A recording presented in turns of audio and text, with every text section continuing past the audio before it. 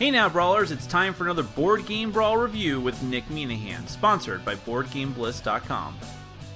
Hey peeps, today we're going to take a look at The Ancient World from Red Raven Games and designer, publisher, artist, probably marketing manager, probably janitor of wherever office he works out of, possibly his home, Ryan Lockett. This is a game that is worker placement, but on the lighter side of that, and with some other interesting elements, a little bit of card drafting or card selection type elements. And thematically speaking, you are a tribe in sort of a different fantasy world, and all you and the other tribes are beset by these titans, which are very... I think there are some spiritual elements borrowed from Shadow of the Colossus, or at least that's the impression that I got. He may not have ever played that game, the designer, but Shadow of the Colossus was a PS2 game where you're destroying these ancient monolithic creatures that just sort of seem to be roaming around. In this case, the Titans in the game are actually destroying your stuff, so that's a bad thing. And so you have to take them out, and the goal of the game is to get points. You do that by getting prestige in the form of banners, like sort of rewards, which you get by taking out the Titans, building up your empire, and so on. So there's a little bit of civilization building, getting actions, and things like that. But you know what? I've talked enough. Let me go ahead and show you a brief look at how the game is played. Then we're going to come back. I'll let you know what I think.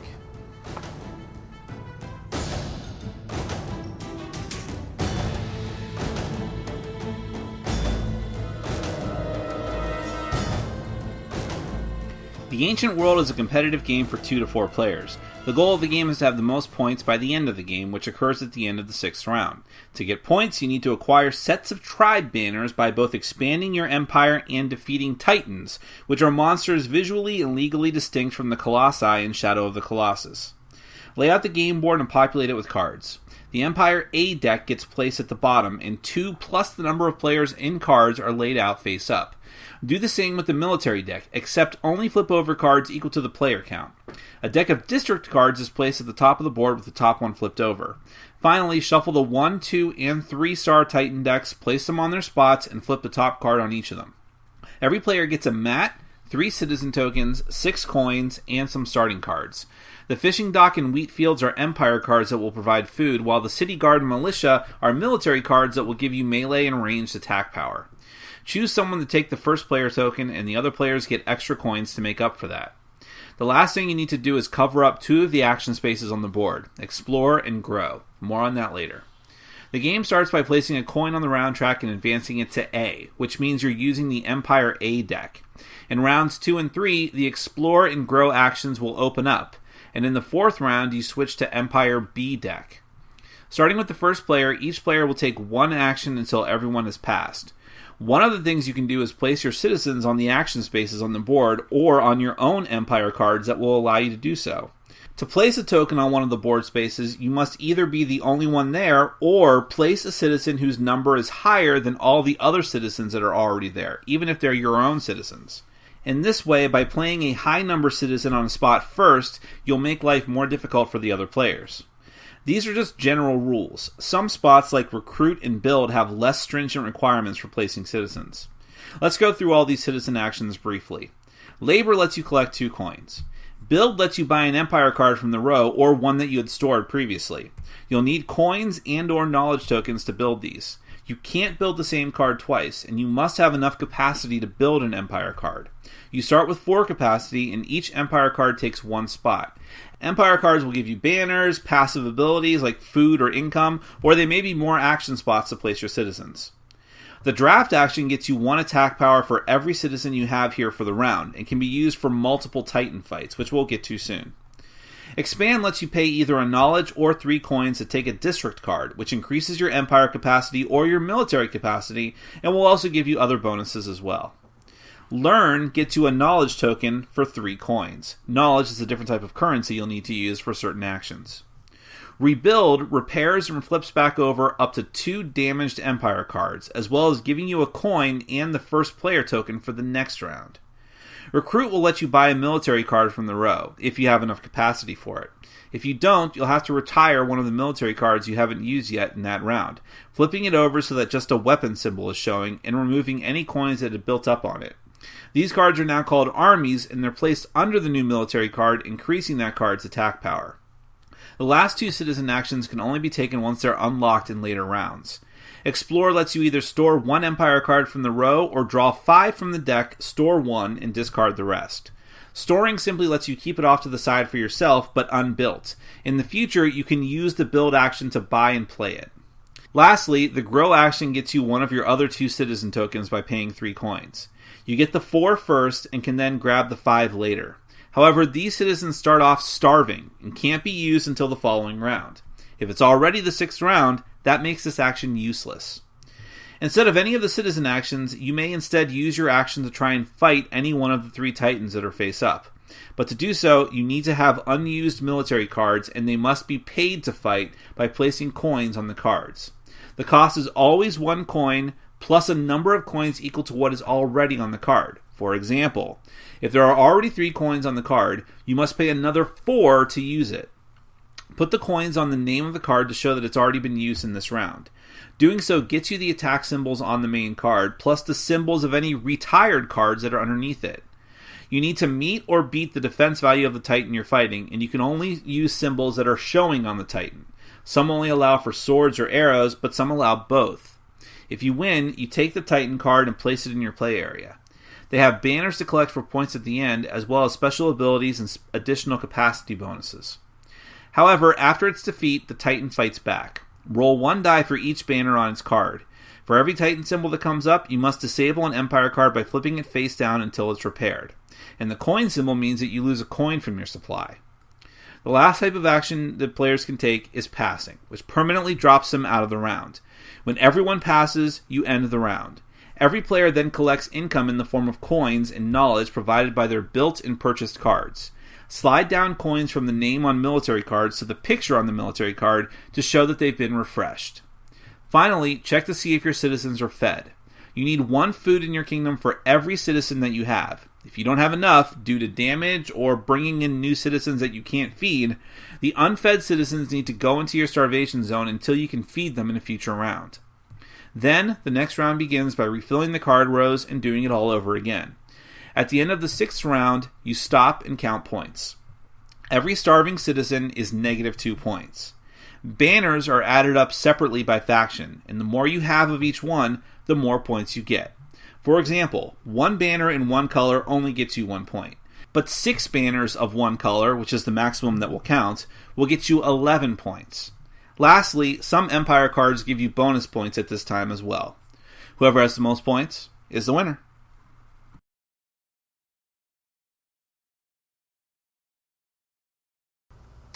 The Ancient World is interesting because it showcases a lot of the stuff that we've come to expect from Red Raven Games. This came out a couple years ago, and it right in the middle of games like City of Iron, which was a heavier game, and other games that I think were even simpler than this, or maybe in the same wheelhouse, like Islebound and Dingo's Dreams. Don't play either of those. But the Ancient World I like quite a bit, and I think it's because it's worker placement, which is a mechanism that I like, but it's worker placement that is light, but not too light. Oh god, the popo are coming for me. Light, but not too light, but still has enough interesting little strategy bits. Namely, the whole thing of whether you decide to go after the Titans, which can be a lot of banners, but also can damage your empire, and is also a tough thing to do. You need to build up your military, which in and of itself, building up the military may not actually help you that much unless you're going for the Titans, because there's a few retired military cards that can get you coins and things like that, but otherwise it's just for you going after the Titans. Do you really want to focus on that so much, even though that's kind of the thematic point of the game? Maybe it's better for you to go after the Empire cards, which can give you special abilities, as well as the income in the form of either knowledge or coins or a food which you need for your citizens. So there's some interesting things there. There's also, I actually like the element, though, of the military, if you decide to go that route, of how you can only have so many of them, and you might be able to get district cards that can ease that and give you more space, but you are going to have to make a decision, probably very early on, to retire armies, and you don't get as much combat use out of them, but they'll give you some benefit, and the escalation of how much you need to pay them is very interesting, both thematically and from a game standpoint. Of like, yeah, I got this awesome army, I gotta pay for them. Just 1 coin. Now it's another, 2 coins. 3 coins. Okay, now it's getting really expensive. And this is really not tenable anymore, so I gotta retire them. I like that. That's a good mechanism. It's actually just a small part of this whole thing. All the action spaces are pretty simple and straightforward. I can't really talk about more without going into the 2 things that I dislike a lot about this game. Well, a lot, but not enough that I wouldn't recommend this game. I like it, and I would recommend it, especially if you're into lighter Euros. I don't want to emphasize that too much. This isn't really light. There's still a lot of decision-making and strategy here, and it can be a little bit mean, and that goes into a couple of the things I don't like about the game. So, one of them is the length of the game. And I don't recall ever saying this about any other game, but it does have to be said, this game is too short. I don't think I've ever said that, or maybe rarely said that. But by the time this game really amps up, and you've got a decent amount of Empire cards, and you've got Empire cards to give you extra action, so you feel like you've got a bit of an engine going on, a little bit of engine building here, the game's about to end. And that's a little anticlimactic for my taste. I mean, there's not even very many District or Titan cards, because you're probably not going to get to them anyways. So that's a bit odd to me. It almost feels like it's been begging for an expansion, and I think there was one. I might be wrong on that. If there has been, I haven't gotten to it. There might be one coming out soon. Maybe that's what I'm thinking of. So I hope it extends the game, or at least gives you more, or at least pads out what you can do in a round. And again, in other games, I would say the opposite. Too long. Cut it down. It needs to be shorter. I don't even know what I was quoting there. But in this one, I would say it needs to be a little bit longer. And that goes hand in hand with the other thing I don't like, which is how the citizens work. Citizens are your workers. They're what you're going to do most of the actions in the game. Fighting Titans you don't need it for necessarily, but to get the armies, you do need your citizens. And the thing is, you start off with 3. Okay, it's not a lot, but hey, most worker placement games don't start you off with more than that, or even that many. But in this case, you do have those 2 other workers, citizens, tantalizingly sitting off to the side. But you don't get to take the grow action until I think it's the 4th round of the game. And again, 6 rounds in the game. And you don't get to use them right away. When you grab that citizen, they're, I guess, born. And in this case, they're symbolized that by putting them in the starving box, which means you can't use them right away. Next round, if you have the food, you can use them. But by then, even if you grab them as soon as you can, you've only got them for 2 rounds. Again, hand in hand with the game being too short. And it becomes such a focus on the game, and I don't think that it should be. Because it's not just like, okay, 4th round's here, let me just grab the citizen and I'll make the most of it. Because of the mechanism in the game where you can only place a citizen down in a spot that has been, if you have a higher numbered citizen, or unless it's one of the special spots, but this one isn't. This one you have to be either the only one there, or place a citizen that is higher than everyone else that's there. And because of that, you need to desperately worry in round 3 how you're going to be the first one there, or have a person high enough to take the spot there in round 4. Which means you have to go after the first player token in round 3 and make sure that you put down your 3. And it's also strategic because you want to screw other people from being able to get their citizen. And that's a whole thing throughout the game. And I don't mind that in and of itself, by the way. I've heard other people say it's too mean to have that in the game. I'm okay with that. But in this particular case, because the game is so short and because everyone wants those workers, it becomes either you must focus on it or you completely ignore it. And I realize that there is some strategy in that. That is a decision to make in the game. It's just not a decision I'm very fond of. I wish the game had a little more breathing room so that things like that could breathe more. And that you'd have more... it was more of a decision. Because really, you have to already be doing well. If you focus so much on that, it might just be like, oh, I got these workers and they didn't really help me very much because I spent too much to get them, too much effort. So there's that. But, although it sounds like that's overwhelmingly bad for me, still, I do like the theme of the game, the artwork of the game. It's beautiful, good components. I can say that's the same thing for every Red Raven game. And it's just got a nice feel to it. It's very sort of take it easy type of game, but with that bit of strategy so you don't feel like you're playing a dumb game by any stretch. So if you're okay with those things that I mentioned, I think you might want to check it out too. That is The Ancient World from Red Raven Games.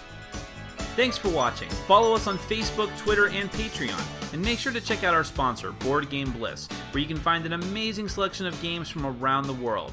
BoardGameBliss.com. Thanks for your support.